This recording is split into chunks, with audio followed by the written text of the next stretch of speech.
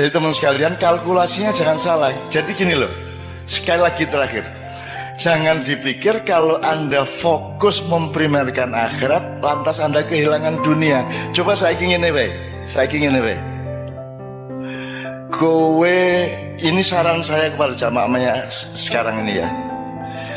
Kamu jualan makanan, kamu bikin warung, ya. Fokus kamu itu apa yang kamu senangi untuk kamu jual, atau apakah yang akan disenangi pembelimu? Gue nuruti karepmu apa nuruti karepe sing tuku? Membeli. Berarti kamu melayani mereka, bukan melayani seleramu sendiri, betul enggak? Betul ya? Dan selama kamu buka warung itu, kamu melayani mereka dengan baik, bersikap dengan baik, bersih warungnya, wangi, pokoknya sarwa mengenakkan mereka. Kamu tidak berpikir pembeli akan datang banyak atau tidak. Yang penting kamu fokus melayani. Saya oleh Allah diberi fadilah berupa pinter dagang makanan, maka saya lakukan itu. Sementara nek kue fokusit ila dunia, bicara ngemplang, ya tra? Tuku teh nek ning warung ki wis diudak, wis diracikke. Nek nang McDonald kan kuwi mung disuguhi cangkir karo banyu panas, terus teh seleke lepeke njur kuwi kon ngene dhewe. Sehingga Kartolo pelawak Surabaya ku mangkel. Diancuk aku tuku iki. Tuku dikon gawe dhewe iki apa iki gitu. Tuh makin modern makin pelit, Mas. Saya tidak tahu kantin di kampus UNES atau di Undip itu mahasiswa antri terus red itu ya, itu bayar sik lagi mangan apa mangan sik lagi bayar? Kalau bayar dulu berarti peradaban kita anjlok seanjlok-anjloknya. Berarti manusia saling tidak percaya secara sangat serius satu sama lain. Saya dulu pernah menulis di salah satu buku Sri Sang Kiai, yaitu Mbah Wongso. Mbah Wongso itu kalau malam pokoknya mulai barisa dia wis lungguh ning pojok Wiro Brajan kae ya. Pokok iki mikul saka Mas iki kuno ini pikulannya di tengah, ditaruhin kompor sama meja, terus ini nggone panganan-panganan, sego-sego kucing, kene jajan-jajan sak piturutit, terus kompor gelas di sekitar dia. Jadi dia semalaman duduk di situ, tidak bisa berdiri. Terus nanti jam 10 bengi kan dia wis ngantuk, wong wis tuwa. Dadi engko dhek teh kalih Pak, nggih. Terus dhek ngeracik uruk-uruk ngantuk. Terus engko tangi meneh. Terus ngesoki panas iki, banyu panas umep kayak disok wis sret. Tengah-tengah ngesok iki mengantuk, Mas. Terus sampai tumpah dari gelasnya itu nyiprat nang pupune lagi dari tangi meneh ngono kae. Pokoknya nek arep ndelok hiburan gratis pokoke nang Mbah Wongso. Iki mesti ngontak ngantuk, mesti nginang ngene kae mergo kecipratan kuwi. Bagaimana orang jualan ngantuk semalaman dan dia tidak mengontrol tempenya habis berapa, Pak itu tadi ngabisin kerupuk berapa, dan seterusnya. Dia tidak mengontrol. Saya hidup ini tidak untuk berjualan atau mencari laba. Saya hidup ini menjalankan dharma bakti saya sebagai hamba Allah. Aku iso ning ngene iki, tak lakoni ngene iki kanthi tenanan. Perkara kamu bilang makan tempe telu kok ngaku siji, kowe kerupuk 14 ngaku ming 4. Aku ndek kanca biyen kerupuk seneng banget deh. Dadi nek hitung-hitungan, Lem nasi berapa? 2,5. Teh 2. Kerupuk 19. Wakai mangan grup. Dan itu saya zaman aku kaya saumur gue ya padha wae melarat aku dibanding gue saiki. Gue iso tuku pulsa biyen ra ono. Jadi ada namanya warung Gohiro di Jogja itu. Kita sebut yang menyebut Gohiro itu saya mergo ning nggon cedak beteng kae ono sak kluwekan niku dodol tahu guling. Apa tahu guling? Ya tahu guling. Semacam tahu lontong kalau Jawa Timur. Saya sama teman-teman seniman makan tahu guling 3, apa kerupuk berapa, tempe berapa, teh berapa, kopi berapa. Terus bu sampun bu jam 2 bengi kae. Nggih nak, napa mawon niki tahu gulingnya sekawan. Nggih. Teh panase sekawan tambah kopi kalih. Nggih. Tempene wau pira 7. Nggih. Kerupuke 20 nggih gitu ya. Poe nggih. Pun pinten Bu? Menapa wau?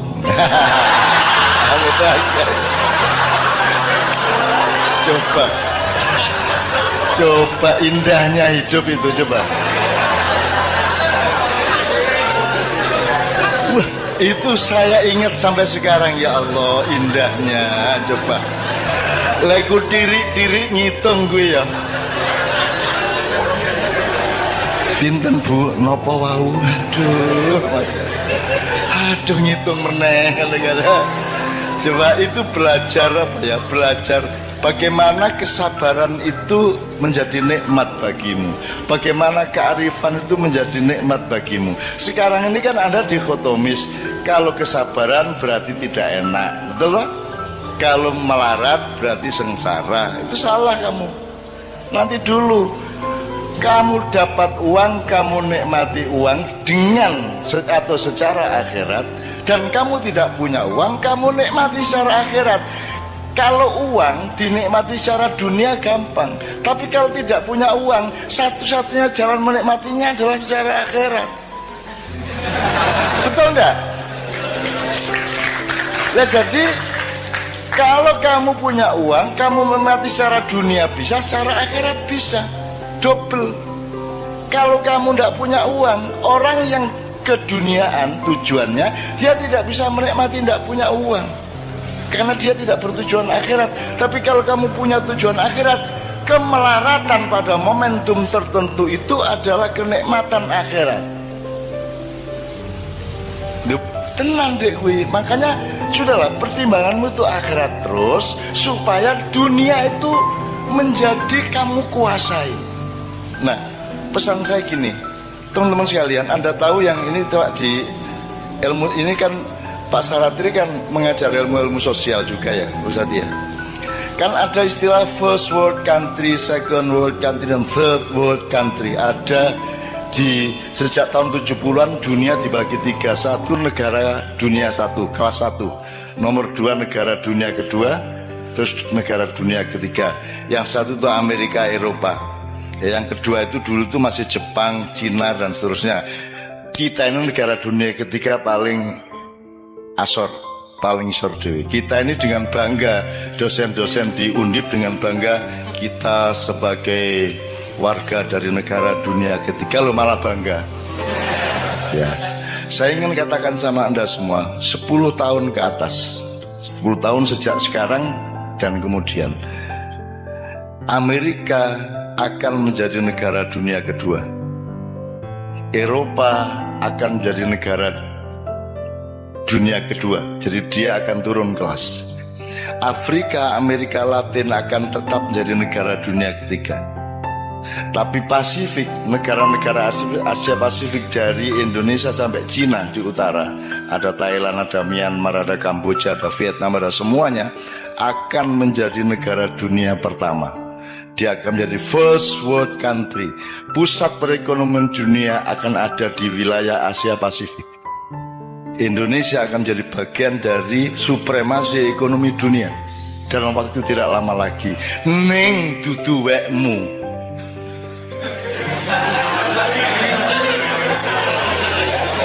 Weke Cina. Ya, dipimpin oleh Cina, karena Cina tega melakukan yang kamu tidak mungkin melakukan, karena Cina mau melakukan yang Anda tidak mau melakukan, karena Cina tidak punya selawatan, tahlilan, dan lain sebagainya. Kono pokoknya ndolek duit terus. Sementara kowe kayak penggawean, tahlilan, grebek, pengajian, gitu. Apalagi Pak? Selawatan, ma'iyahan, manakipan, segala oke banget penggaweannya sehingga konsentrasi keuangan dan materialismenya turun gitu ya. Nah, teman-teman sekalian, yang saya ingin omongkan di sini dengan sudah ada bekal wabtagi ad-darul akhirah fima atakallah, dia kalimatnya diingat-ingat, carilah akhirat pada atau di dalam apapun yang Allah kasih. Apa wae kowe dikai Gusti Allah, apa wae dolekno akhirate, ngono ya misalnya ya. Oke. Nah teman-teman sekalian, Anda mau apa sekarang tahun 2025 ke atas? What are you going to do? Kamu mau apa? Gue harus dadi cleaning service, gue harus dadi satpam, gue harus dadi tukang demo bayaran, gue harus dadi apa? Gue harus dadi pengemis, gue proposal nang dindi, gue pura-pura dadi wong kritis padahal dikongkon satu pihak untuk demo pihak yang lain. Gue harus dadi apa? Gue harus dadi wong ngemis. Kue wong Jawa ya rata-rata ya. Kue milih ndi? Mati kaliren opo mangan tapi barang colongan? Tenan iki. Ngene, kowe tahu ngerti to ceritane ana macan digodha kancil. Mlakel banget to kancil kuwi. Muangkel macane, akhirnya diuber mlebu alas kae semak-semak ilang. Akhirnya ana kebo. Boh. Ngerti ra ning ndi kancil mang? Ngerti jare kebo ngono. Ning ndi nanti, Bu? Ya tak dudu ning ambung sik bokongku. Akhirnya macan nyium pantatnya. Terus kerbau menunjukkan ini kono mau ning nggon semak-semak kono kae wong macannya lari, ada bener lari lagi, hilang lagi. Ketemu babi. Bibi, kowe ndelok kancil ora? Ana ki mau mlayu rono. Ning ndi persisnya ning ndi? Ambung sik silitku. Akhirnya si macan ngambung silit babi. Didudui sama babi. Pokoknya ning kono kae ana wit-witan keket ndelik ning wite. Parane karo macan ilang meneh. Akhirnya ketemu siri-siri. Kowe ngerti siri-siri? Ambung sik silit kowe nek pengen ngerti. Ora ngerti siri-siri ta? Ora ngerti siri-siri? Durung tau krungu? Ayo nek kepingin ngerti, dilaten sik silitku. Inilah yang terjadi di Indonesia sekarang. Bukan hanya terpaksa, bahkan orang melamar untuk ngambung silit. Ya rah.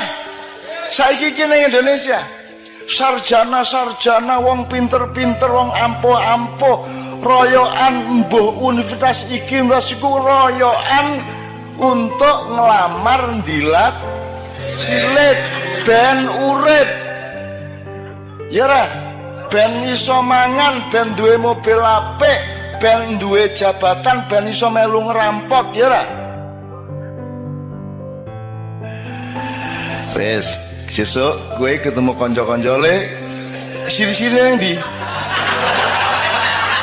Apa gue pengen ngerti gue? Terus langsung kok bukanya ya bisa.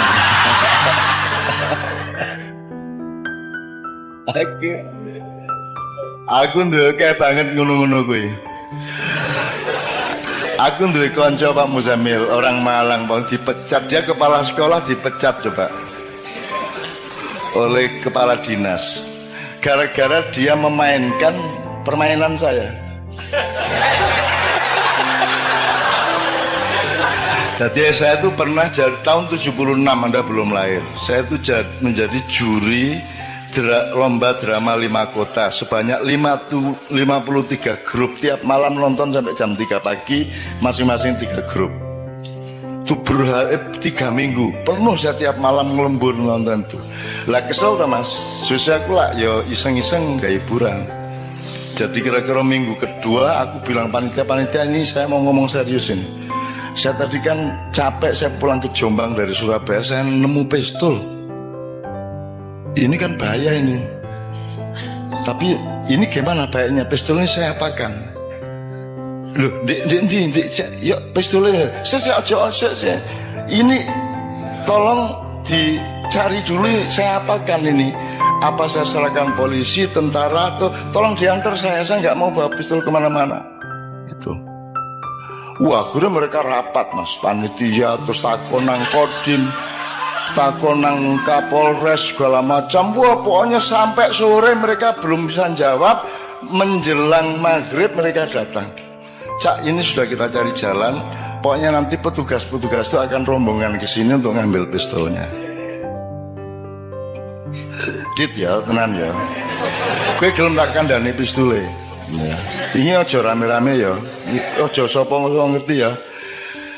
Terus tasku tak jupuk ning jero tas ini. Ojo ngadep rono sih, ngadep rono sih. Terus tak jupuk ngene. Aku ngambal pistol cilik ning niku. Nganggo pulpen iki lho. Iki pistol bajingan asu. seneng aku urip ora duwe ngono-ngono gak ngopo kowe iki ya. Kono do ngapusi wong kono. Oke, jadi fatwa saya terakhir, kalau ini boleh disebut fatwa ya, anjuran untuk anak-anakku ya. Anda akan menghadapi dunia yang sangat serius di mana Indonesia akan ikut moncer. Pertanian akan maju tapi bukan milik petani. Petaninya tidak ada yang petani tapi buruh tani. Pemiliknya adalah konglomerat. Semua gedung yang tinggi hanya 1-5% yang bukan milik asing. Semua mesin materialisme, mesin kapitalisme semua milik mereka. Sekarang teman-teman sekalian, Anda mau apa? Mau bunuh mereka? Mau berontak? Kalau sekarang saya mengajak Anda memberontak, harap tahu dua hal. Satu, kalau kita sekarang melakukan perombakan besar-besaran ke Indonesia seperti 1998,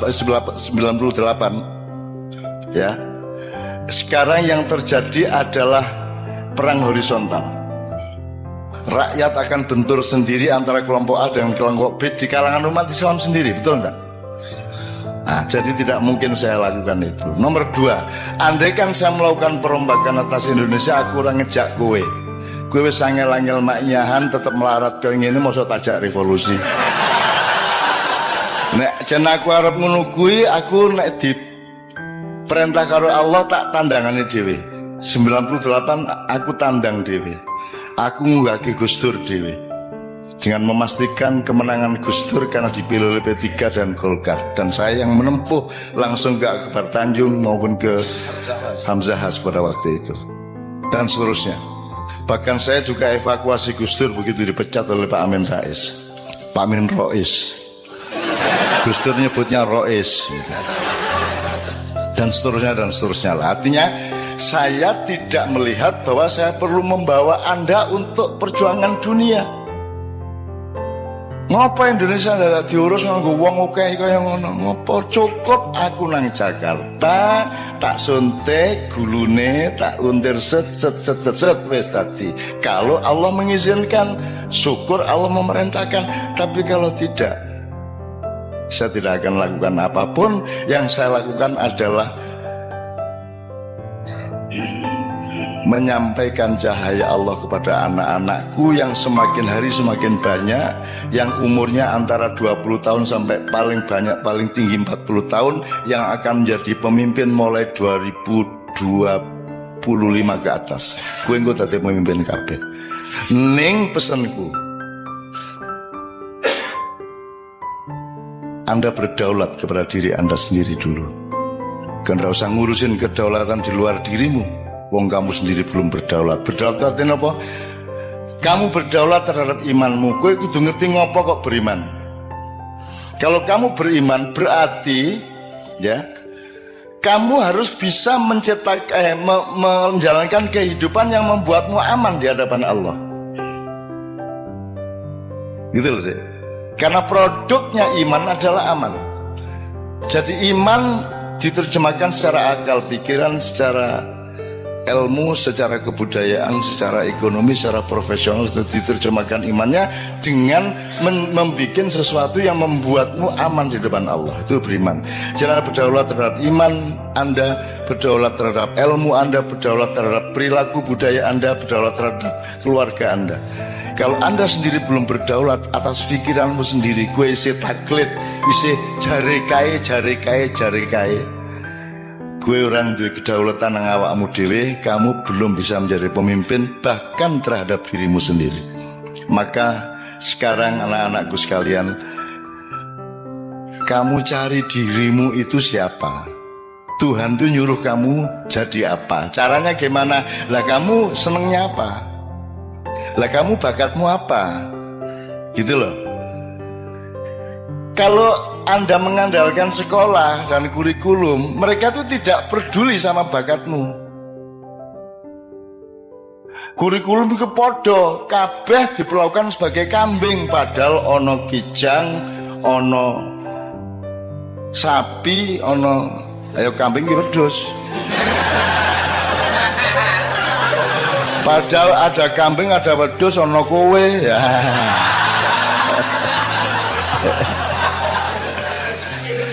Maksud saya, mencari dirimu sendiri itu maknanya jangan muluk-muluk. Kamu punya kecenderungan apa? Mulai dilihat sekarang kamu itu. Kamu, wah aku seneng ya karo kopi iki tak dodolan, aku tak gawe warkop wae.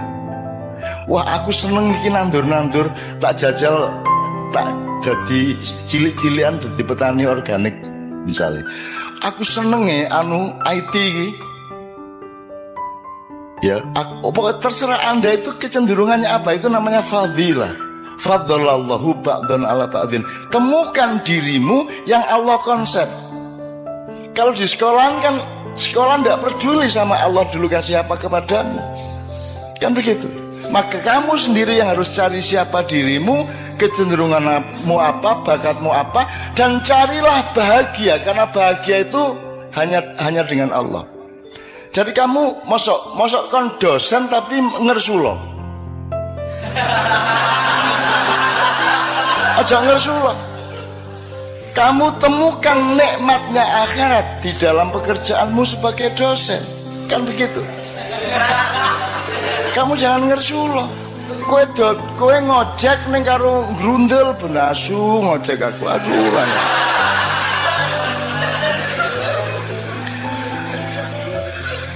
Teman-teman sekalian, kemarin saya diceritai oleh Sabrang. Di Jepang itu ada orang yang 40 tahun lebih itu dia kerjaannya melipat-lipat kertas origami itu loh. Gawe manuk, gawe perahu, gawe apa loh. Jadi petang-petang ngulang terus deh. Kan iki ngopo to iki? Bendino ngelipat kertas apa to gunane apa gitu ya. Anda tidak tahu itu thariqat, itu ketekunan. Lakukan saja apa yang Allah fima atakallah, yang Allah kasih kepadamu itu lakukan dengan istiqomah, sungguh-sungguh, tekun total sampai kamu jadi ahli yang kamu lakukan itu. Nek kue dodolan soto, kue ahli soto. Nanti ketika Indonesia menjadi negara dunia ke-1, kamu adalah pakar. Kamu direktur atas hidupmu sendiri. Kamu dibutuhkan oleh konglomerat. Bahkan kamu akan jadi konglomerat. Dan tidak apa-apa menjadi konglomerat asal kamu temukan nikmatnya akhirat di dalam konglomerasi yang kamu jalani. Gitu loh, Dik. Temukan sekarang bakatmu apa. Saya ini tidak masuk rak buku di Gramedia. Bukuku ekonomi ra cocok, sosial ra cocok, budaya ra cocok, agama ra cocok, ora ono. Akhire kudu gawe lemari dhewe ya ora. Aku parpol ra cocok, ormas ra cocok, kiai ra cocok, kabeh ra cocok, akhirnya aku gawe kursi dhewe. Dan saya bersyukur karena saya sejak kecil menciptakan kursi saya sendiri. Nyun sewu ya, saya menyembunyikan nasab saya karena saya tidak mau dipuji orang hanya karena saya punya nasab. Sementara kebanyakan tokoh-tokoh Indonesia menikmati nasabnya. Lahir procot, iki wis putune mbah iki, ngono ta? Gampang dadi ketua iki, gampang dadi kok mergo pancen putune mbah iki kan ngono. Aku ora duwe kursi iku. Dan seandainya ada, aku sembunyikan di belakang punggungku. Aku ingin menjadi fungsi, bukan menjadi siapa diriku. Gitu loh deh. Nah, teman-teman sekalian, temukan dirimu, temukan bakatmu dan kerjakan. Masa 5-10 tahun kamu tidak jadi pakar? Jadi misalnya Pak Ilyas, sampai dia ngerti betul dunia dosen dengan segala dimensinya. Psikologi ini mahasiswa, latar belakang ekonominya mahasiswa, budayanya mahasiswa, kampus kipiye, semua dia tahu persis. Sehingga seperti origami tadi, sekarang si bapak yang si mbah yang penggaweane melipet-lipet itu digoleki NASA. Karena mereka ingin bikin satelit yang efisien, yang bisa menyerap energi dari matahari tapi tidak terlalu berdabiah. Jadi harus ada lipatan-lipatan tertentu yang efisien, yang logamnya tidak terlalu berat sehingga lebih awet di angkasa. Dan itu yang bisa menguasai itu hanya seorang ahli origami. Jadi gue saiki opo tentokke awakmu mumpung gue isih nom dan tekuni sampai habis. Iki tenang. Lah aku iki apa? Saya tidak menekuni bidang apa-apa karena saya bukan bidang. Saya bukan kamar. Saya bukan perabot. Aku ini ruang. Aku ini menampung semua perabot. Aku terdiri dari kamar-kamar yang bermacam-macam. Kamu jangan memasukkan aku ke dalam kamar, karena kamar itu sempit bagiku dan tidak cukup, akan pecah itu kamar untukku. Ngono rek nek arep penyair ya. Ya. Maka saya tidak membutuhkan dunia ini. Karena aku disuruh menolong kalau ada yang darurat di dunia ini. Masa saya butuh dunia? Saya butuhnya Allah. Bahwa Allah kemudian menyayangi sangat dengan mencuilkan dunia untuk saya, itu Allah kasih, bukan karena saya mencarinya. Dari soal istri sampai soal harta sampai soal ma'iyah, saya tidak pernah minta dan saya tidak pernah merebut dan saya tidak pernah bercita-cita. Orang tahu kok, wah tak rapi karo artis lah. Orang tahu. Pokoknya dilalah acara bareng karo Kiai Kanjeng ning Senayan, buka bareng tak lamar ngono wae. Atine pengen ngelamar tak lamar. Nesu to. Ora tau ketemu lagi pisan ngelamar wae nesu. Nah, menurut gayanya nasib dari Allah, nek cah wedok nesu ning tingkat gune berarti arep dadi. Jadi nek ana cah wedok benci nang kowe, berarti nanti kalau dia mencintaimu dia akan luar biasa cintanya. Semakin dia benci kepadamu, semakin tinggi energi cintanya untukmu. Oh no. Kecuali yang tidak.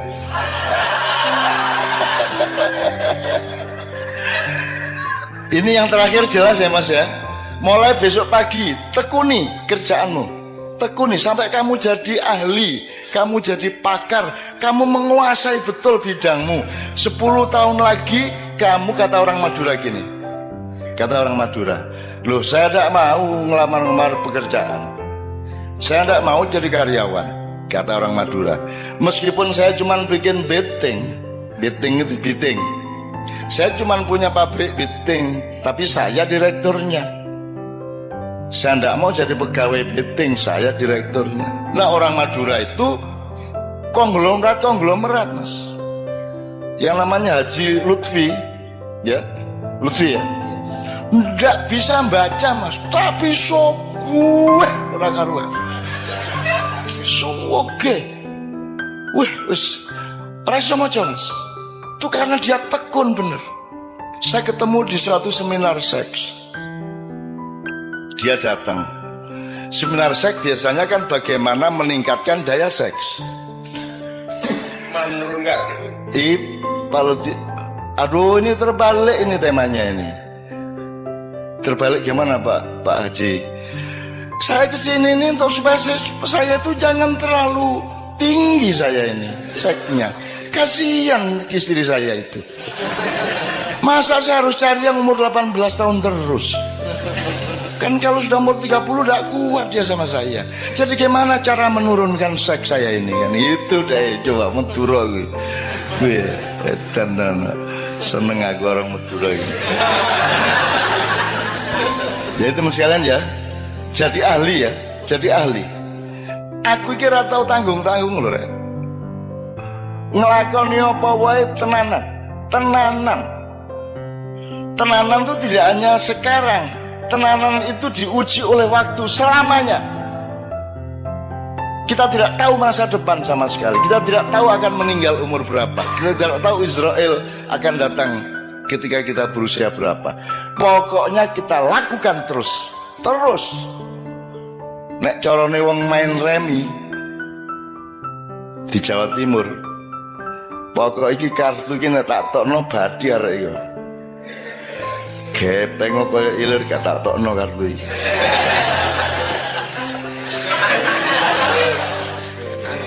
Nek saiki lak gampang kompromi to, Mas.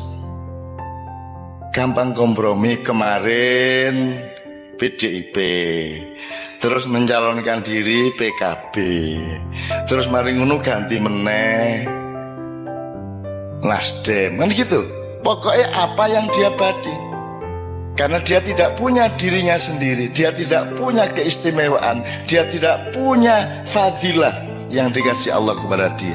Nah, temukan fadilah dari Allah kepada masing-masing, maka kamu sudah dijamin oleh Allah bahwa akan aku lebihkan kebunmu asal engkau mencari aku dalam hidupmu. Ini ya, tepuk tangan untuk Allah Subhanahu wa taala. Sudah pernah ada kiai mengatakan tepuk tangan untuk Allah? Belum pernah ya? Kira-kira menurut fikih bagaimana? Allah tidak akan terpengaruh oleh tepuk tangan. Jadi, tepuk tangan tidak menentukan baik atau buruk. Yang menentukan adalah niatmu apa. Anda bersyukur, ya toh? Tepuk tangan untuk bersyukur toh, seneng toh. Yo top gitu kan. Loh mas, orang itu sering karena berpikirnya materialis dan keduniaan, yang dilihat itu barangnya, ucapannya, bukan muatannya. Gitu mas. Orang tuh saking wah jos, Allah ki jos tenan, bisa bangun itu mas. Wah top tenan Allah kan gitu. Boleh ndak itu? Kalau menurut tadi itu protokoler tidak boleh. Allahu Akbar, Allahu Akbar. Lihat nih orang lega tau nek gue wong Semarang. Allah iki jos ndak.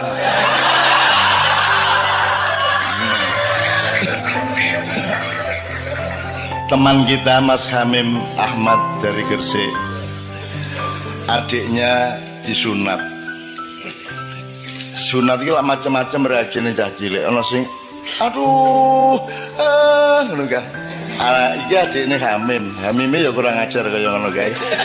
Disunatnya, "Alah! Gusti Allah matane!"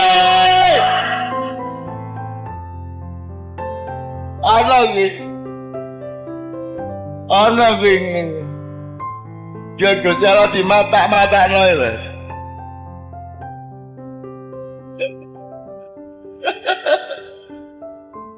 Menurut Anda Allah marah enggak? Marah enggak? Lah ada cilik kok.